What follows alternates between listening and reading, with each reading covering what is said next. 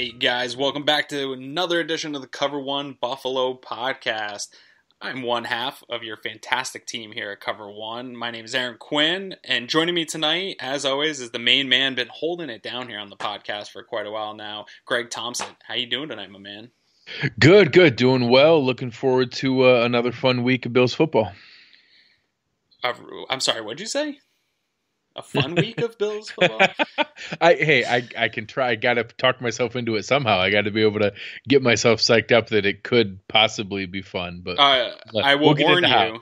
I will warn you. That's not a good exercise. I did that last week, so people that follow the show know I did end up going to the game last week. My brother's a Bears fan. I wasn't really excited about it leading up to it. As I'm driving into the stadium, I got some good music on, getting excited. I'm like, you know what? We can do this. About, 15, 20 minutes into the game, actual play time, I realized, what a fool am I for getting excited about this game. So you can try it, man, but I'm telling you, it's not a fun exercise. Yeah, well, and the sad part was the first quarter even led into it further. Like I really thought, hey, this is exactly what we talked about. It's going to be ugly. It's going to take a while. We're going to drag them down, but it's nothing, and we're hanging right in this. We just need something to go our way, and then every single thing went their way. Everything went their way. Yeah. So not a fun week. I don't even want to talk about that anymore. I've had enough Bears having my brother up here. I don't need any more Bears in my life for another 4 years or so. So we're on to a division rival here, the Jets. And you said it's a fun game, but I really think that this is probably, to this point in the season, the worst game going into a weekend that I can think of so far this year. Have you seen a worse matchup going into a week yet this year? I'm confident that the executives down at Madison Avenue for the NFL are ecstatic. This is the exact game they were looking to really, pump up, because if you can't get excited about Josh McCown, Nate Peterman, I don't know what's wrong with you. It's just just having the possibility that, hey, I know it's two bad teams, but at least we're going to get, the number 3 overall pick and the number 7 overall pick and a rookie battle. And now looks like neither of them are going to play. This literally is the saddest, terrible example of a football game you can possibly imagine. Yeah, I don't think that they're going to be showing this off to international people trying to get people to like football. This is not going to be a game that the NFL loves or the stations love. But there's some fun in this game, and we're going to rip through and find where the fun is, because there's some stories, that we can kind of enjoy and go, like you said, get somewhat amped up to go into this game and this weekend and have something to watch for, whether it's hoping that the Bills lose or player development or things like that. So we'll get into that. I do want to take a second, anybody here listening live or going to be listening on the podcast, just to tell you a little bit about cover1.net. It's your premier place to go for all Bills analysis and more.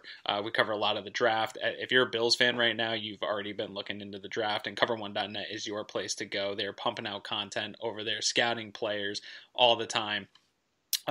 We have the app, so you can go on the App Store, whether you're iOS, Android, download the app. The content comes right to you. You really can't beat it. And if you're interested and you want a little bit more content, you just can't get enough of this type of content, we do have premium subscriptions. Head over to cover1.net, just click on the premium. You can check out the different tiers there. It's a great deal. I know people are going to start selling draft guides, things like that coming up for this season. You don't need to pay for a bunch of draft guides. You just pay that one premium subscription and you get that. And then your favorite part, probably, I think, because you're maybe the most active member of the Slack channel, is the Slack channel. If you want to tell the folks about the Slack channel and all the benefits that offers, come on in. Yeah, it's fantastic. I mean, the premium Slack is our own little Bills fan world. It's a really great environment where you're able to have intelligent discussion with people who are connected and involved and understand the team, the direction we're going, and want to have intelligent discussion. And there's healthy debate. We really get into it sometimes in some things, but you don't have the crazy rat hole that people go down, after a rough game and get just ridiculous and unreasonable with everything. It's really nice to have people who want to have intelligent dialogue and can look a little bit further down the road than just that rough game today. So I know that how it can get on Twitter and on Facebook and on Reddit, and I welcome people to come join us. And as you touched on, that there's something for everybody, whether you want to get into the unbelievable film breakdowns that Eric does. And, some people who are ready to look ahead. Russell and Christian have awesome draft coverage. So there's a little something for everybody, and definitely worth checking out. Yeah, absolutely. So we'll talk a little bit more about it again later and all the other features Cover One has to offer, but definitely go check us out, cover1.net. Let's jump right into this one, man, because we were talking a little bit before we went live here. Usually on these episodes, we try to bring somebody in from the Jets, run down the matchups, really talk about, try to figure out for our fans of the Bills what to look for in the game, how the Bills can win this game. We'll do a little bit of that, but I think that this game has more of an interesting layer because of what we talked about, in that you have two teams that are in full rebuilds, roster kind of rip aparts.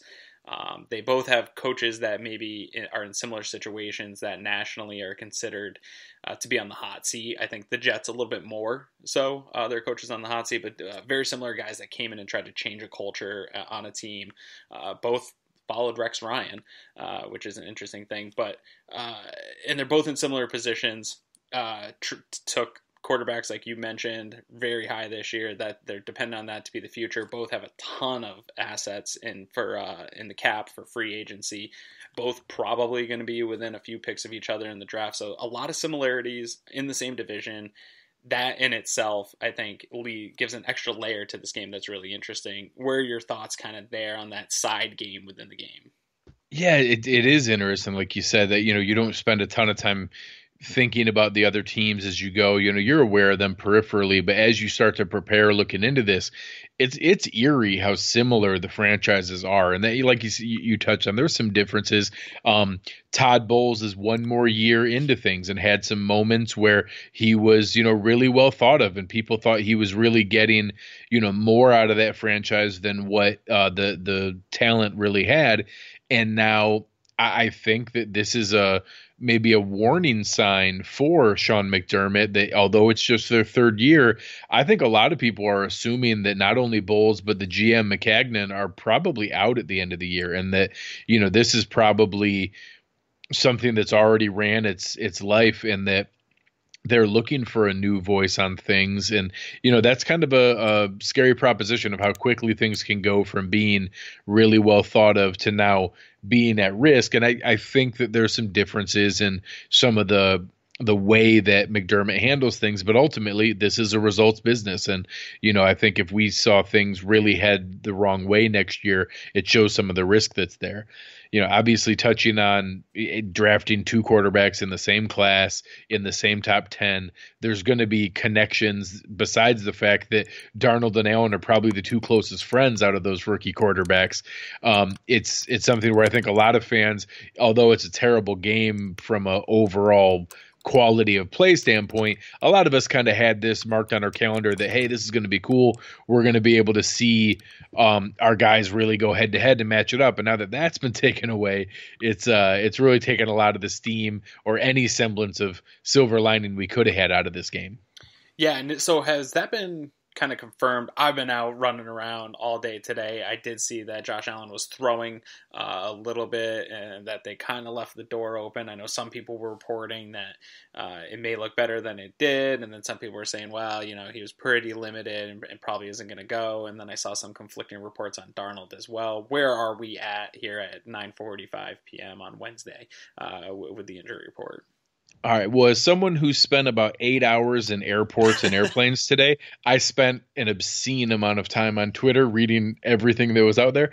So Monash and some of the team that's connected with the Jets reported pretty directly that Darnold is out. So they didn't say doubtful or not looking good. It was reported that he's out. So that was a little bit surprising. I don't know that the team has declared it that firmly, but it sounds pretty directly like there's a very little chance of him being out there and ready to jump in. So I think that sounds pretty firm. They've declared it as Josh McCown is the starter. On our side of things, it was very tempered with Josh. So I know Joe B and some of the other beat writers were reporting that he's going through a pretty regular throwing routine over 100 passes. There were a lot of clips online of his passes. You could see that he's definitely throttling it back. You're not seeing the howitzer that you do many times, so he definitely had it throttled back. But over 100 throws is great. There's no brace on the arm. Everything's good. So I think that people took that as, maybe he's ready to start. Maybe he's going to be in there.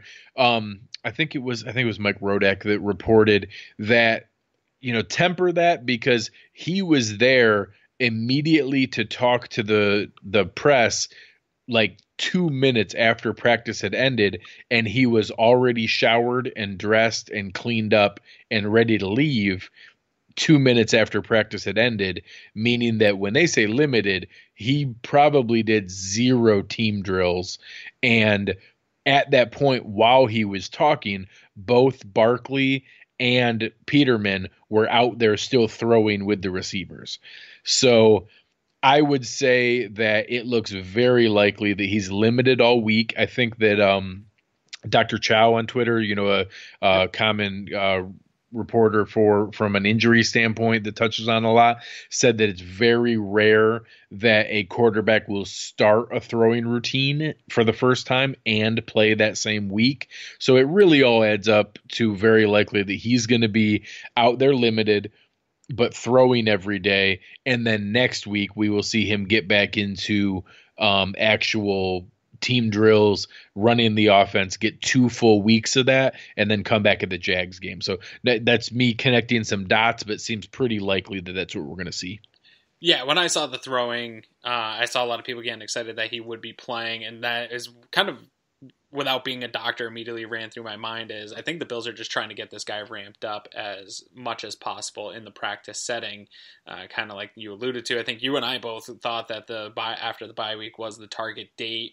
Yeah, you tweeted it out earlier, and I couldn't agree more that it really doesn't make sense to rush him in for this week just to sit another week. It makes more sense to kind of ramp him up over a 2-week period and make sure that he's good to go. I'm sure what they're doing is after he throws those 100 passes or whatever it is test out the arm and the pain after tomorrow, see how he sleeps on it, see how those things go, and do that for a full week, see if that anything comes back, flares up. You've seen it countless times with quarterbacks or any real player really, where they have a good day of practice and then 2 days later something flares up.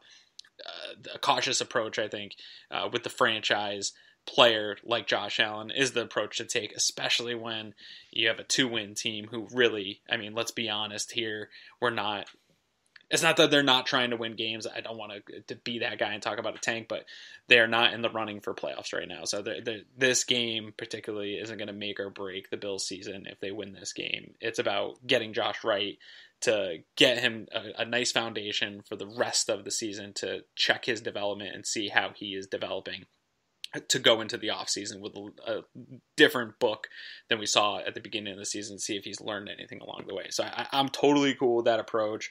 But it does make for a much less exciting game than when we saw this on the calendar a month ago. You know what I mean? Like the Peterman versus McCown. Although I think the Jets, I'd love to get your take on this. I think the Jets might have had an upgrade at quarterback because of the injury. What do you think there? In a real-time sense of who gives them a better chance to beat the Bills on Sunday, I think it's actually kind of hard to say that it's not Josh McCown versus, over Sam Darnold. Obviously, they know where their franchise lies and what their hopes are. But, he leads the NFL in interceptions for a reason. He's struggling through that. They're willing to take their lumps. They're willing to learn through that in the same way that the Bills are. Maybe not the same path. I think they maybe chose to go down that path more as our hand was forced with injury and terrible play.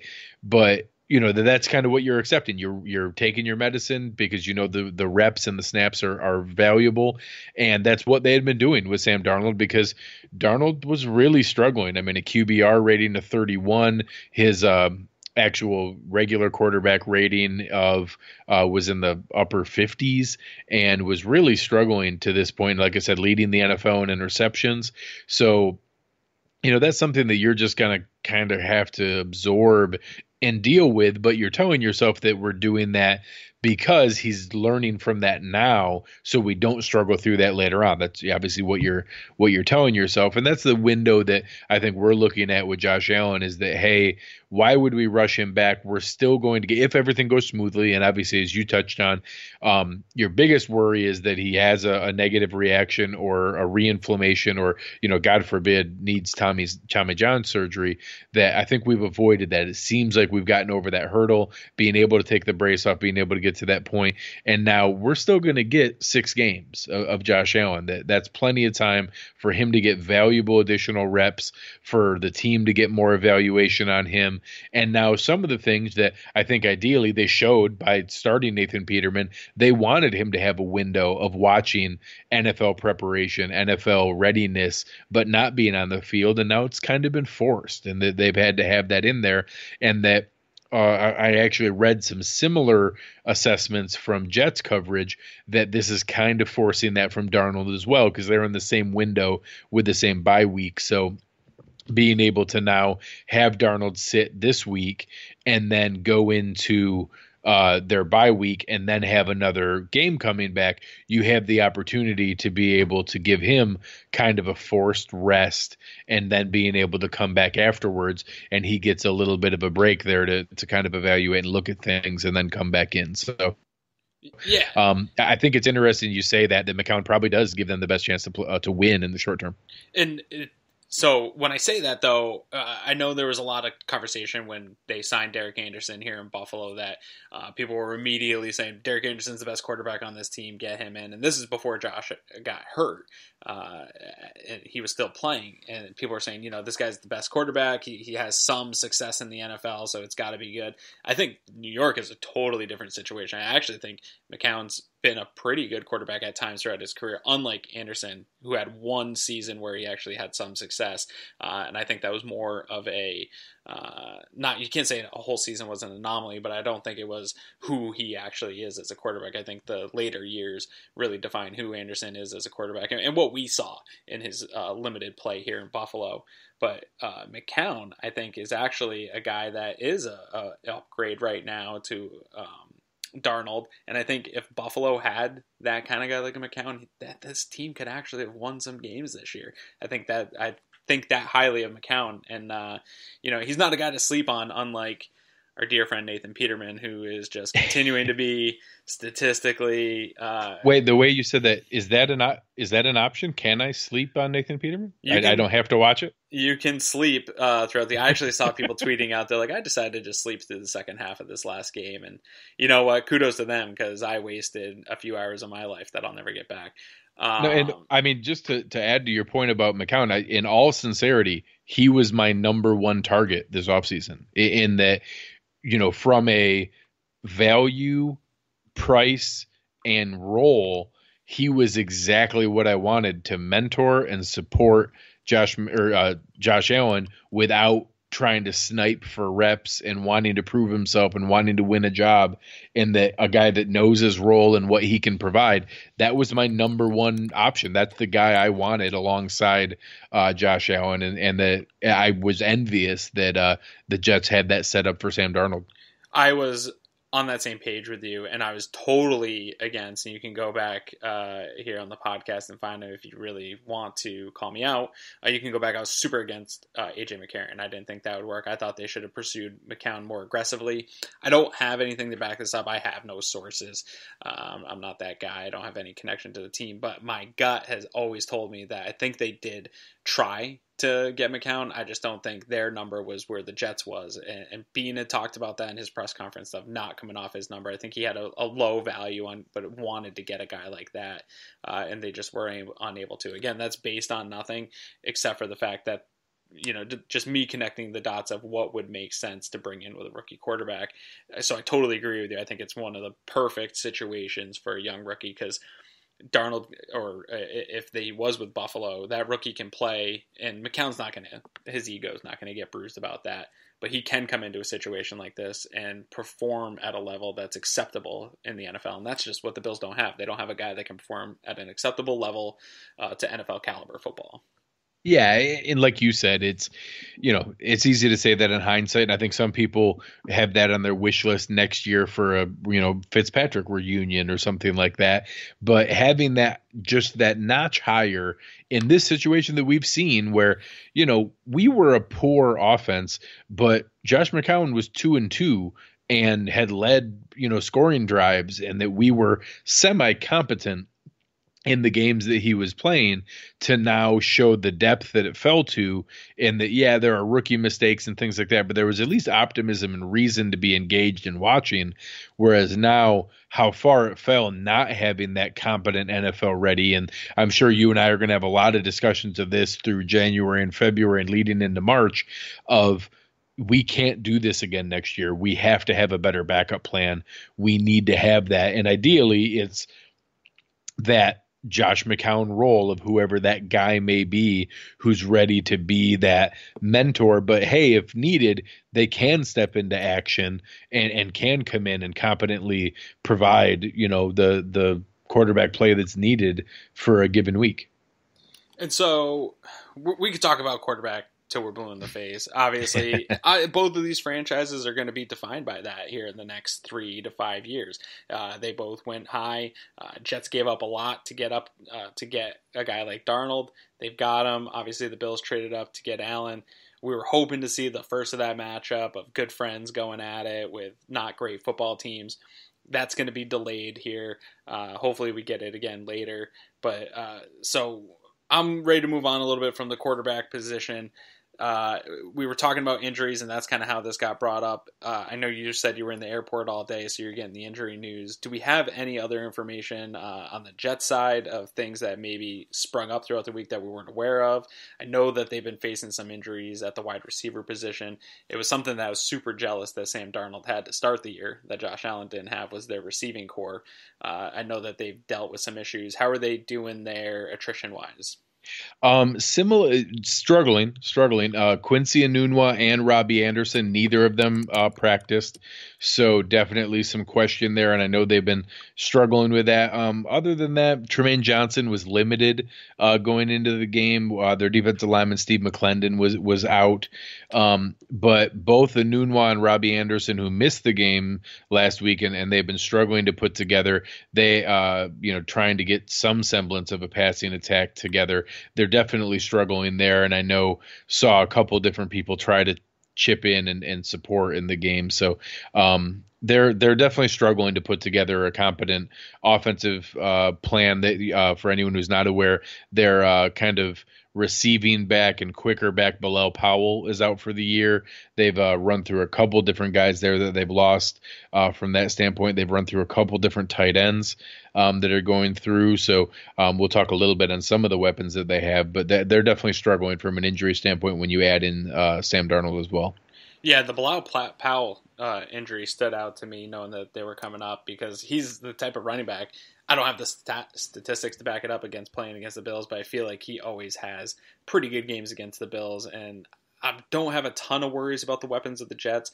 As far as, if Enunwa is ready to play, obviously he can be a dynamic guy, but I'm confident that Trey White can limit what he's going to be able to do. Anderson obviously has the speed, and the Bills having released Gaines, that could be a blessing in disguise itself. But that second quarterback position, they're clearly, not happy there. Releasing him here mid-season is a sign that they're not happy. I don't think Ryan Lewis is the answer. I don't know that there is an answer on the roster this year. There was a mock draft the other day, I forget whose it was, that had Greedy coming to the Bills, and people were kind of mad about that. But you know what? You look at this number 2 cornerback position, and you face a team that isn't even that good offensively like the Jets, and you know that number 2 receiver could really kill you all day. That's not a good position to be in for the Bills. Yeah, it's tough, and we'll have plenty of time to get into draft season. But that obviously, regardless of how it's filled, whether it's the top 5 pick or a later draft pick or a free agent substitution, on the entire defensive side of the ball, that number 2 corner is the biggest hole. So we saw them promote Levi Wallace from the practice squad this week. That's obviously someone that I don't assume is going to contribute. We have to assume that Ryan Lewis is going to be the starting outside corner. Wallace will be the backup outside corner, and then Taron Johnson be there. But there could be some other shuffling and movement that's out there. For who they're matching up with, like you touched on, whoever Trey follows is going to be in trouble because they don't have anybody who can give him a hard time. I'm going to assume that's Jermaine Kearse, but we'll see. If Enunwa plays, that would probably be where they'd put Trey. Robbie Anderson against those guys, although Lewis is a great athlete and probably can keep up with him deep, that does make me a little bit nervous to be able to be out there. They actually have a young tight end, Chris Herndon, who has done some nice things lately and was on a streak. He had like 3 or 4 games in a row with a touchdown at one point, but a really good rookie athlete out of Miami that is someone that we need to be concerned with, and that obviously with someone like Milano, and we're crossing our fingers from the Bills injury front, Tremaine Edmonds was in a similar path to how we saw Shady the week that he was coming out of concussion protocol. He was involved in all the plays on defense in a red non-contact jersey, but in team plays and running in team drills. And that seems to be the path that would indicate that he may be available to play. So I'm hopeful that we get Tremaine back, but having guys like Milano and Tremaine Edmonds gives me hope that we can keep up with there. One guy for the fans to keep an eye out for is probably a name you're not familiar with.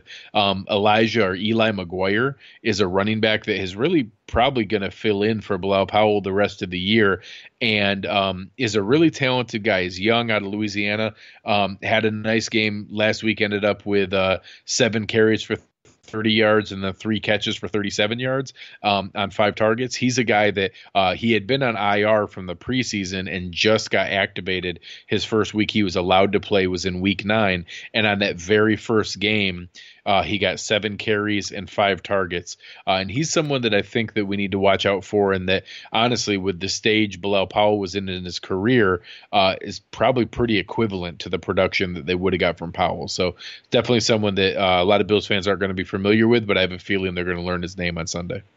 Now, I haven't gotten to watch a lot of the Jets this year, mostly because they don't. Congratulations. Yeah, no, honestly, and I don't want to sound like a jerk to any Jets fans that are listening, because I'm assuming people feel the same exact way about the Bills, that don't love watching the Bills like us masochists do. But I just can't bring myself to get excited to go watch Jets film, and I just haven't done it yet this week. But when I have watched a few quarters here and there, or I watched that opening night game that they had, I do see some issues and maybe some spots that the Bills can really get the defense ramped up, because the Bills have a good defense. Is that offensive line? I think there might be some opportunities to get some hits in on McCown if they decide to drop him back and try to beat the Bills in the air.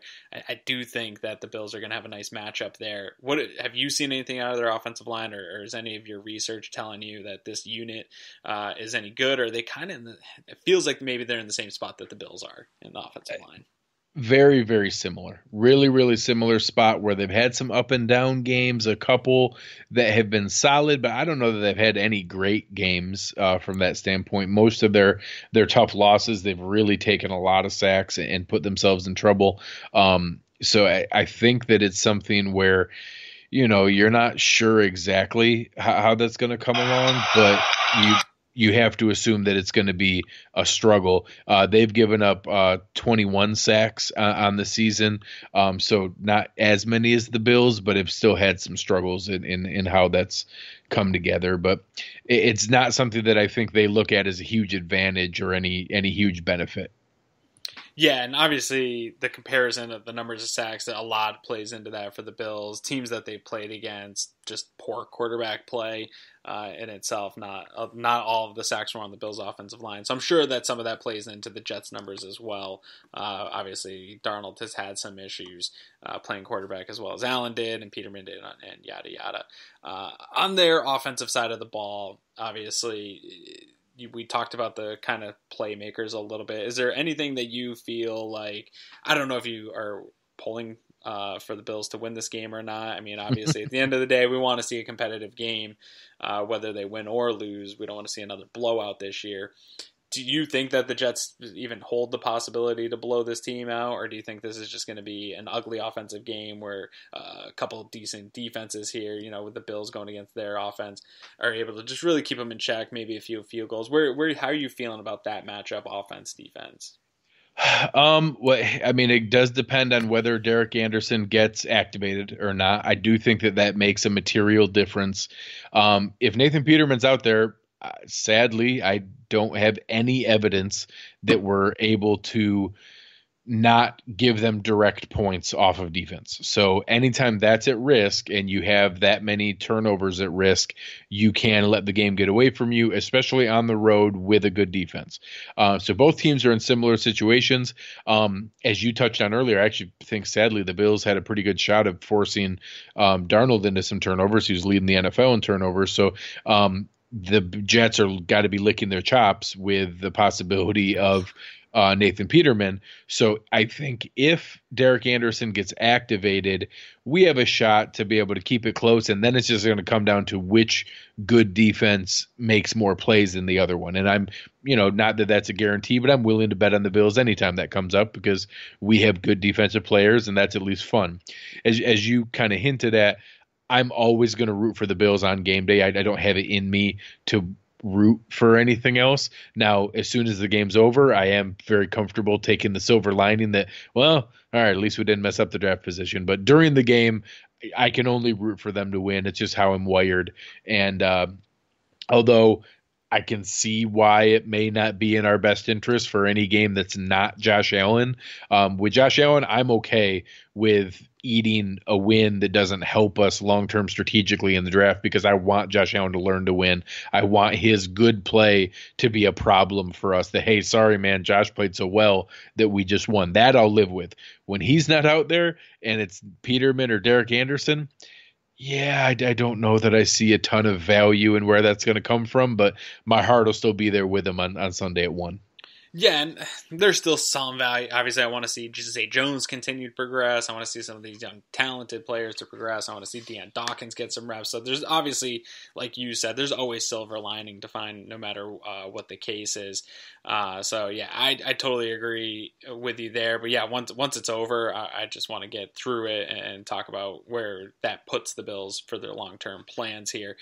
Speaking of long-term plans in this game, I know that we keep talking about the comparisons of these two teams, and while similar and different in a lot of ways, their defense is their strength. What do the Bills have to worry about this defense? It's been sort of oddly put together, I think, but they do have a lot of talent on that side of the ball, even though I don't know that the fit is always the right fit for what they're doing, and just some different parts, but definitely some names to look out for, and what do they look like right now, midway through this season? Yeah, like you said, it's kind of odd. They although I guess what I'm about to say is similar with the Bills, where you have your Tre'Davious White and Matt Milano and Tremaine Edmonds, but then you also have Kyle Williams and Lorenzo Alexander, and you have both ends of the spectrum from an age and experience standpoint. So I think the Jets kind of tried to do that this year, where obviously they have their centerpiece items. Leonard Williams is a stud as a 3-4 defensive end. Darren Lee is a really fast, active, modern linebacker. Honestly, really similar to Matt Milano in build and speed. Jamal Adams is a really strong, good safety that's there. Marcus May is another one that's probably not at Adams level, but a good young combo.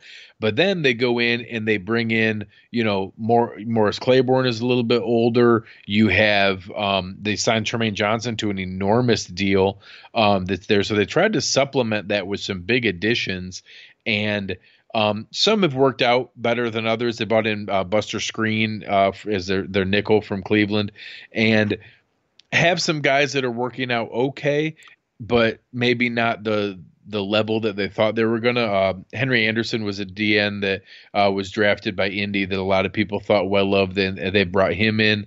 So, I mean, they have some guys that I think are okay. Steve McClendon is a good nose tackle. So actually, if he's out, he did not practice today. That actually would be a benefit there because he's a load in the middle to be able to try to move around. So, I mean, they have some guys. Leonard Williams is a stud. Darren Lee's fast. Jamal Adams is going to be able to make some plays. But I think they're probably a notch behind where the Bills are from building a defensive standpoint, in trying to pull everything together. But they do have some nice high end talent. Now, that I believe there was a question in the Slack channel, sort of alluding to the defenses and who's better. I forget who it was that asked that. I don't know if you've got any of the questions there. Um, if you have the name, I'd love for you to toss it out. But Eric P. Eric P. was the one asking us who has the better young defensive core. okay, And I'll let you give your answer to that. Mine would be, I think the Bills have more pieces, and have the better combination of the whole defense.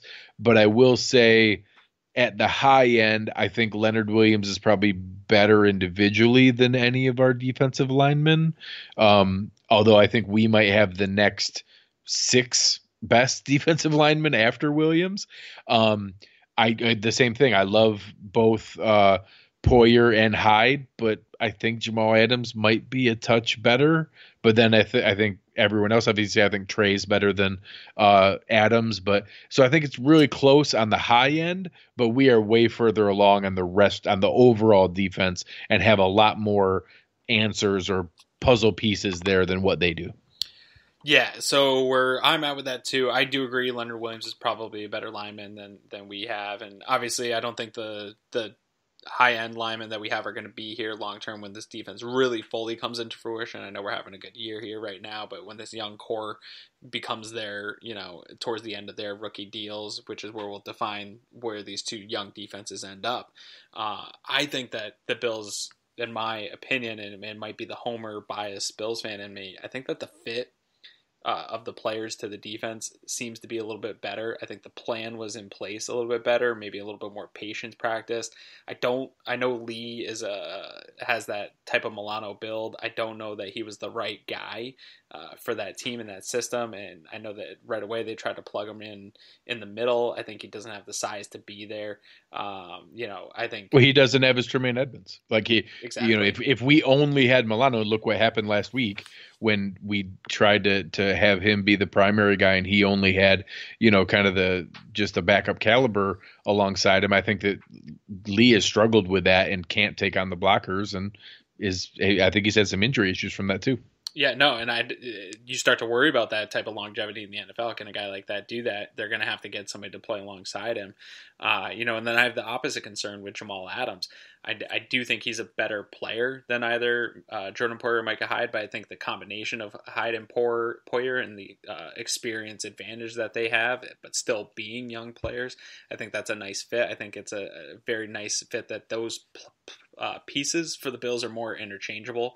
I think that they provide more of the playmaking pass game skills than Jamal Adams offers. I think he's a very good run defender, and I think he's underrated in coverage, but just doesn't seem to have the ball skills that maybe the other guy, Poyer and Hyde, have shown to have so far. So, and Trey White, I think, obviously Leonard's the best defensive lineman, but I think Trey White might be the best young talent out of all these guys that we're talking about right now. I'm so high on Trey White right now. The more I watch him, I really think that this guy is going to have a few years of all-pro seasons under his belt before his time in Buffalo is done. And I don't know that any of the other guys are going to be able to say that. Well, you look at their best corner is Tremaine Johnson, who got 2 years of the franchise tag in St. Louis and then signed a $15 million per year deal in New York, and is, I think, pretty universally respected as a really good corner. And I'm fairly confident that he's also universally ranked behind Trey White. Yeah. So Trey White already being there in his second year, ranked, maybe not light years ahead, but genuinely ahead of a guy who's now in the midst of his third year making 15 million plus. And, that's the kind of talent that we have on a rookie contract. Yeah, no, and do you think I'm out in left field for making a prediction on Trey White to be an All-Pro guy? Am I overzealous in that, or is he that legitimate of a talent at this young age and showing the steady talent that can really build that type of attention? No, 100%. And I think that, the things that we've seen, he shut down and gave Stephon Diggs his worst game in a year and a half.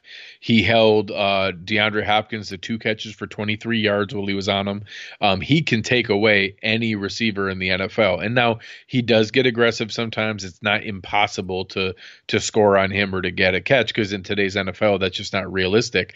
So from a talent standpoint, 100%, I do think he is beholden to the Bills' performance, and that, the media votes on the all pros, and that a guy that's the best player on a rough team doesn't always get that respect. So hopefully we're able to put together the team and performance that he gets the attention he deserves. Because from a talent standpoint, I 100% think that he's there. I saw a stat earlier on, I think it was the number of routes run per catch, that he was number 2 in the NFL. And I think guys were running like 23 routes for every 1 catch that he gave up.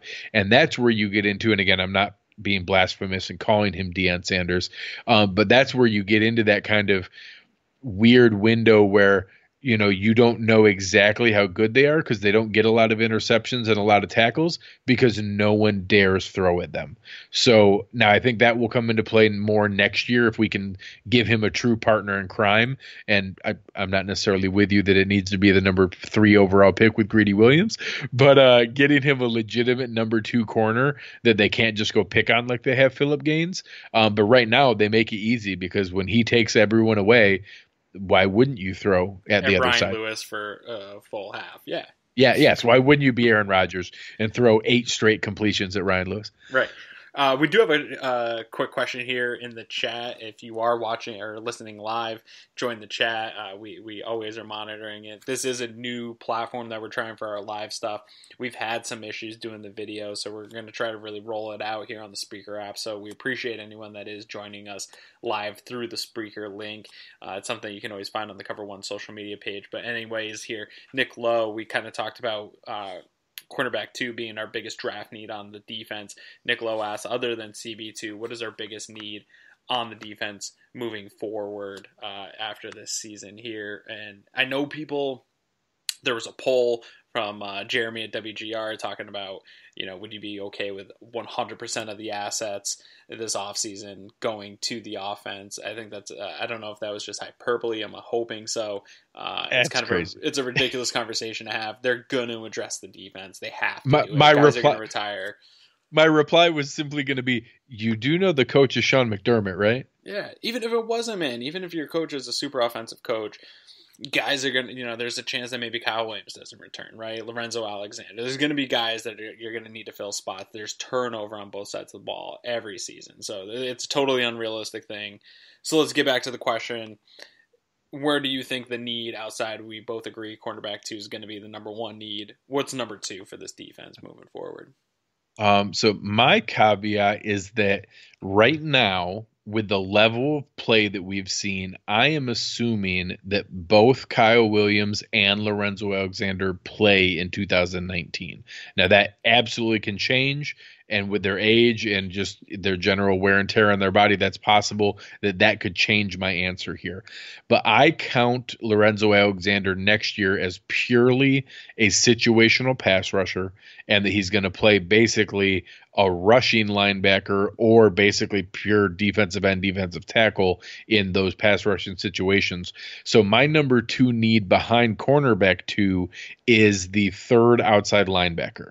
Now, the luxury that we have is in today's NFL, that third linebacker and second outside linebacker is really 30% of the snaps, maybe 35%.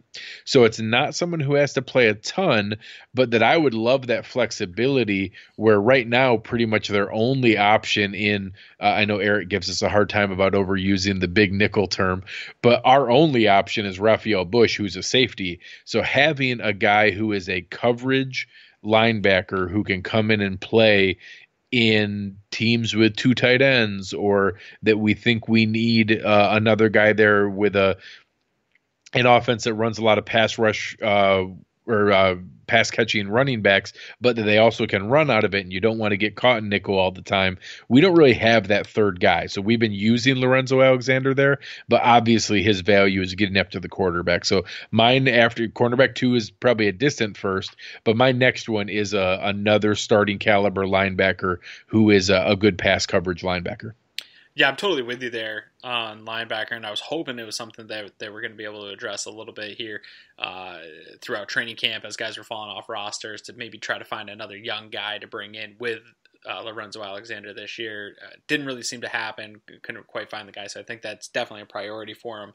But since I don't want to just agree with you, I think another thing that I would say is even more cornerbacks, not just cornerback 2, because I do think in this league, you're going to have injuries, you're going to have issues, and the drop-off is so bad on this team. Obviously, we're hoping guys like Levi Wallace and Ryan Lewis can develop into good depth players, but they're not there yet.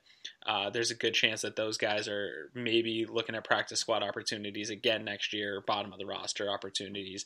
I think it's nice that we have Taron Johnson locked down in that nickel position, but if say we get another cornerback too, that's a good fit. Any one of those guys goes down, the drop-off so significant that right now, when they're just adding pieces to this defense, I'm all for adding more cornerbacks than are necessary at this point, because it's a passing league, because that position deals with so many injuries throughout the year. We've seen it here in Buffalo. So add as many cornerbacks as you possibly can. I think, obviously, I agree with you. Linebacker is much more urgent need, but if I had to disagree, I would go with more cornerbacks. I agree, and I think that we should probably book it that one of our third, fourth, fifth round picks every year is going to be a corner. And that it's just in today's NFL, like you said, heck, God forbid that Trey misses any extended period of time, but you need to be prepared for having that. And I think that you can continually draft and add to that just to be able to rotate people through as they come up on their contract. And that, it's something where you can never have too many. Yeah, and those guys are great special teams guys typically. So you can always find a use for an athletic guy that can tackle, right? So there's plenty of use there for those guys to sit at the bottom of the depth chart, and maybe you hit on a guy that's another Taron Johnson type player that you plug in right away, and then you're looking sweet. So those are, I think, both decent things, but I do think that people should be prepared for defensive additions to be coming throughout this offseason, whether you like it or not. I know people question Bean and McDermott's ability to evaluate the offensive side of the ball. They're definitely going to address it. My guess, it's going to be maybe 60-40, 70-30 offense to defense, but there's going to be some defense in there.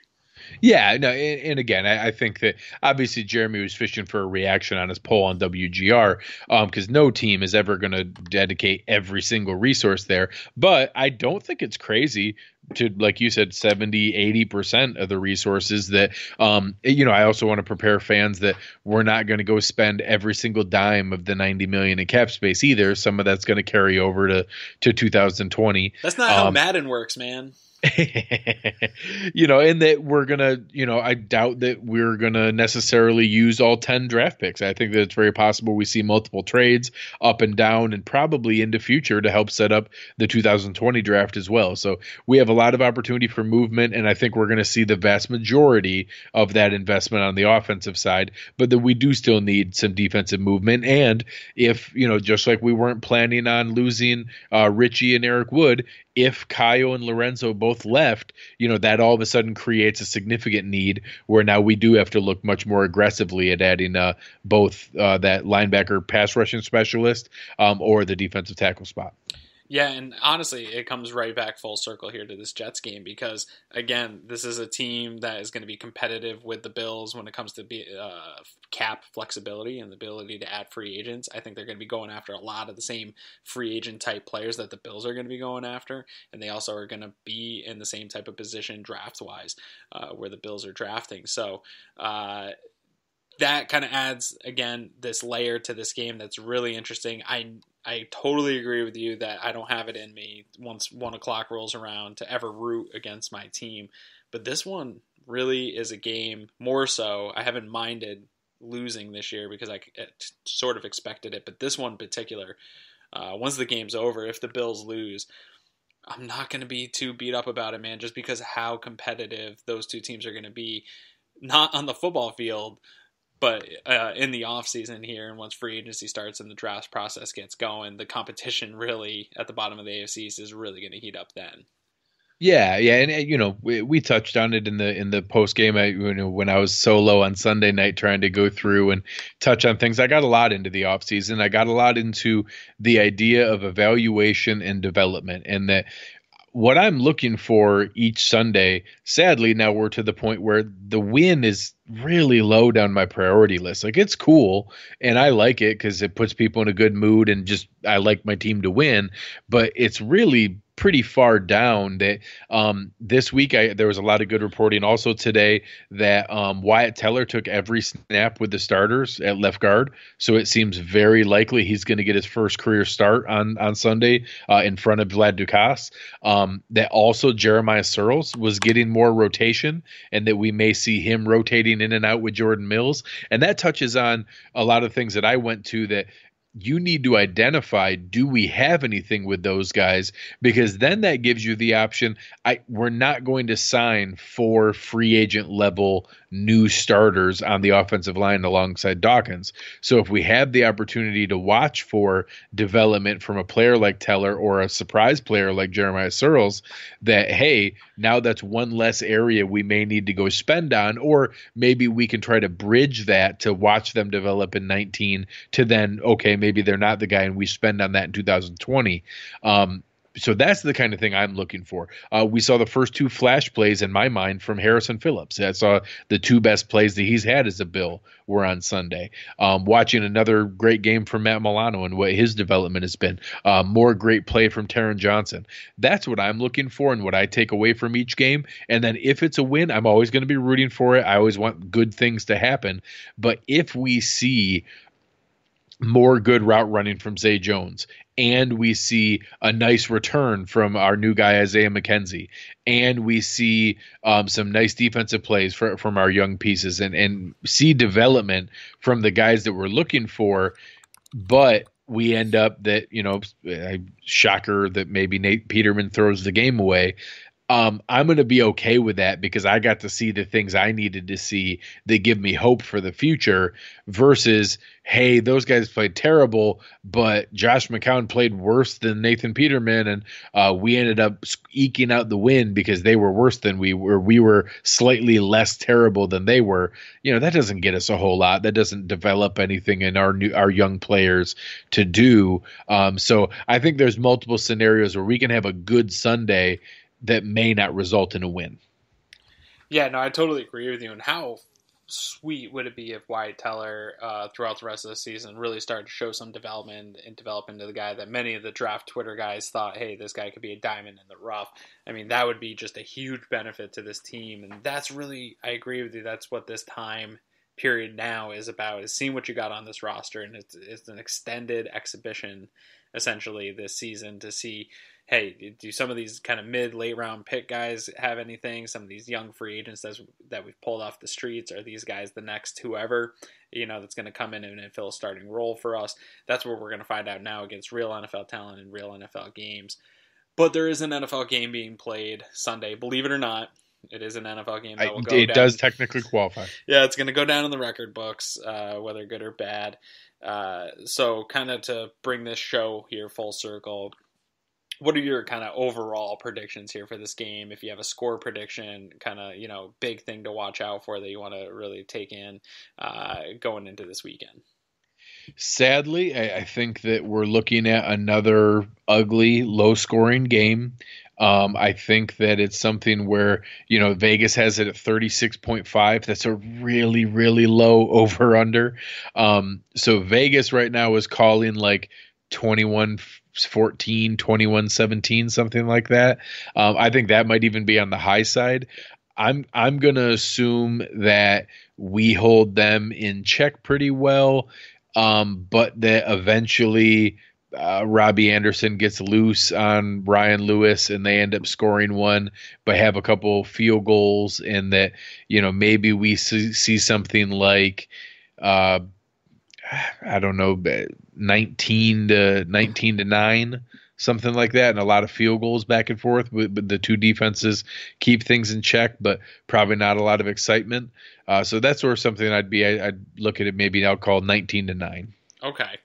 Yeah, I agree with you about the flow of the game will be sludgy, I guess, if you could describe a game. That's how I envision this game going. Very sludgy, not pretty offensively. It's going to really come down to whoever maybe can score a point on defense, I think, or create some points Yeah, that yeah. way. I maybe 17-13 type game. Again, something that the NFL is really going to be proud to display. I'm surprised this didn't get kicked over to Sunday Night Football, which Yeah, is could have flexed it into the Sunday night geez, what an primetime game. exciting game to watch. But again, there is, as Greg mentioned here, for fans that are listening, we're not trying to be too Debbie Downers here. There's so much silver lining and stuff that I'm going to have my notebook out and really being excited to watch the young guys that are going to be here in the future. So there's something exciting in a game like this, but it's not going to be the game itself. Yeah, yeah. And I know just one other element that I know got a lot of traction today on Twitter. Obviously, we're now at, I think, 8 days since LaShawn McCoy has talked to the media. I know you and I both got into it with a couple people on Twitter about, does that matter? Is that a thing? I want to touch on it just because I know it got a lot of traction in the media today and on social media that, I think it's self-fulfilling in that the more that he doesn't talk, the more attention it brings to it, and the more that it's going to bring people wanting to know why or making assumptions or speculating that there is a reason why. I think it's very reasonable to say he's a very prideful player. He's always been very good with the media. He's always been very available and involved. So I think that it's a lot of internal frustration. He cares a lot about his contribution to the team.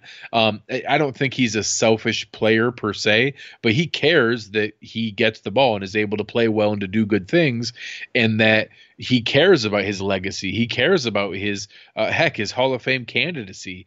And I think that he's someone who, right now is at 267 yards and on pace for barely over 500 yards on the year. That, that's not something that he's used to. And that I think he's internalizing a lot of that, very frustrated with it. And even if he isn't, being frustrated with his offensive line, with the receivers around him, with the play calling, that would be understandable where that would come from. So I kind of cut him a break that I don't think he's obligated to do that outside of his actual literal contractual obligation. But I also think it might be in his best interest to simply talk and kind of get it over with so that it doesn't actually become a thing.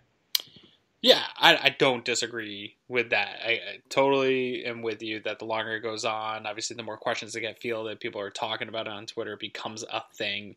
It wasn't even, to me, a thing until it got brought up today. I didn't even pay attention to that. He didn't speak after the Monday night game. I didn't really pay attention that he wasn't there today until it was on my Twitter feed. I'm going to rant just for a second. I'm going to try to keep this a little bit short. So jump in if I'm getting too crazy here, but LaShawn McCoy is different than any player that we've had here in a long time. He is a guy at a position that is an exciting position that matters on the offensive side of the ball. Even though the game's going away from running backs, LaShawn McCoy breaks the mold when it comes to running backs. There's not a lot of guys like him. He's a super exciting player that's put up great stats all throughout his career. I mean, we're talking about a guy that is a borderline Hall of Famer if he can get a few more good seasons. And I can understand the frustration of being this late in your career and being on a team that is just this bad. You yourself aren't doing well. You're not getting going. Your vision's bad. You're missing stuff that you normally don't miss. It's a lost season for a guy that is striving for the Hall of Fame. So I can totally understand the frustration, and people could say that's selfish and that he needs to have the loyalty to the team and he's a captain or whatever. At the end of the day, this is a business, and there is personal goals and things that these guys set up. And if your team's not winning, you kind of kick back to those personal goals. So I have no issues with the frustration that LaShawn McCoy must be feeling, because it's a huge wasted season for a guy that's hitting that roadblock where everybody says running backs die down at this age, And I'm sure in his heart and physically, he feels like he should still be able to produce at the level that he was last year and the year before that. And he's just not doing it. And now you're 8 games in, you're halfway through a season, and you can just feel it slipping through your fingers that you're not going to be able to get what you thought you did on the path to where you thought you wanted to be going into the next season. And so I totally understand that. And then the other thing I want to kind of talk about is the people that said, hey, he's got to be accountable to the media and he needs to be accountable to the fans and answer these questions. And you said it. He's been great with the media since he's been here. I think in Philly, he was always great with them, even in tough times with the issue with the nightclub and whether or not he attacked the police officer. He answered all those questions. This summer with all the stuff with his ex, he took all those questions all summer long and answered them. Obviously, some of them were legal questions and he had to defer to say, hey, it's an investigation, but he took all those on the chin. I don't know that it's a matter of him having to be accountable. I don't think people have talked about this a lot this year with the Bills having to be accountable to the fans, Sean McDermott having to be accountable to the fans and the media. This couldn't be further from the truth. The only people that I care that, whether it's LaShawn McCoy, Sean McDermott, Brandon Beane, any of them, they have to be accountable to each other, to the organization, to the ownership. After that, I really don't care if they just feed us generic lines forever and never have any type of accountability in the sense that they're owed, the media or the fans are owed that and owed answers. I just don't buy it. I don't think that it's a real thing. I think that it's a made-up entitlement that these people have put on the players. I don't think it exists, and I don't think anyone inside the building in the organization cares about being held accountable to the fans or the media. No, I think that's absolutely right. And like I said, that there are actual obligations. There are things that they must do. And there are things just out of self-preservation that, hey, don't make this a bigger deal than it needs to be. But the only thing I really care about is, is he respected? We joked beforehand, before we went live that, I don't think Marcus Murphy or Zay Jones are sitting there saying, man, I sure would have a lot more respect for Shady if he'd go talk to the media. Like, that's just not where that accountability is. And that, he does have accountability, but it's not to the people that, in my mind, get a little sanctimonious on Twitter and online, that as though they are the ones that are owed that response. Yeah, no, and he's gonna talk to the media. It is contractual obligation. I'm sure the Bills PR department has already talked to him today and said, "Hey, man, I know you're frustrated, but you're gonna have to talk to these guys. It's just, you're gonna have to. You're Shady McCoy. He's gonna do it. It's just a matter of when he does it. But it will be handled internally. The fake outrage of he needs to answer these questions. He needs to be available to us. We can't do our jobs without talking to these players. If I'm sure these guys got more burn for writing articles about LaShawn McCoy not talking than they would have gotten out of anything he had to say today. I almost went down that path earlier today and listen, it's a 2-7 season. This is giving you something to talk about. You should be thankful that he's not talking to you, because if he just gave you the canned cliche answer, you'd have less to work with. Yeah. It's actually something, we took time here at the end of our show to talk about it. If he would have just gone through a normal press conference, there would have been nothing to talk about. Yeah. So, it is what it is. But I just wanted to touch on that, give us both a chance to kind of, just give our thoughts on it. And just because it got a lot of run around the Buffalo social media circles today. So I figured we might as well throw our 2 cents in. Absolutely. And speaking of social media circles, we've talked about interacting over there on the twitter.com website. It is still free to use Twitter. I really don't know how that continues on, but it's a fantastic form of entertainment for me. Where can the people, these good listeners here that come to us at cover1.net, where can they find you, Greg, on the social media? Yeah, but like you said, between the premium Slack and Twitter, that's pretty much a 99% of my online world is those 2 forums. So, come and find me on Twitter. I'm at Greg Thompsett, GregTompsett. Love to follow back Bills fans and have a good time with everybody. So come and find me and we'll have some fun. And you can always find me at Aaron Quinn 716. I'm not as fun and as nice as Greg, but I think I'm a good follow. I like to think that I got some good interaction going. You definitely get more entertaining than me sometimes. So definitely, I think it's worth following. I will try to interact with anybody. I do miss some people sometimes, and I don't mean to, but I try to interact with everybody over on my Twitter, and I'm never offended. So come at me with the hottest of hot takes. We got 8 games left to get our hot takes in on the regular season. So come at me there. And like we mentioned before, and Greg just brought it up again, he spends a lot of time in the Slack channel. You heard us talk to and refer about the Slack channel quite a few times here throughout this episode.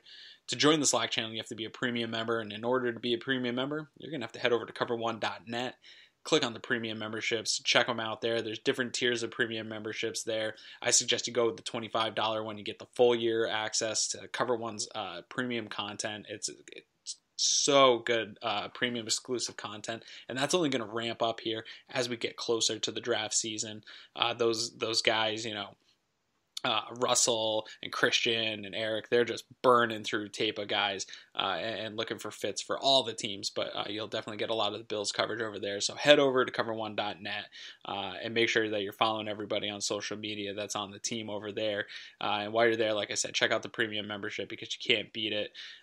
Like us over on iTunes, wherever you get your podcast, give us a subscribe, and we'll come directly to your devices that you listen to stuff on. And speaking of devices, head over to the iOS and Android marketplaces to download the Cover One app. And so whenever our great content comes out, it gets push notification right to your phone. So when you're sitting at work, pretending like you're actually doing something, you can actually be reading Cover One content on your cell phone. No one will ever know. So join us back here live for the post-game show. I'm sure it's going to be a riveting post-game show after a phenomenal display of modern NFL football here this weekend as the Bills face the Jets. You can join us after that. Greg has been holding that down. I'm hoping to join him this weekend, but you can join us again here live. So don't miss it, and we'll talk to you guys soon. Thank you.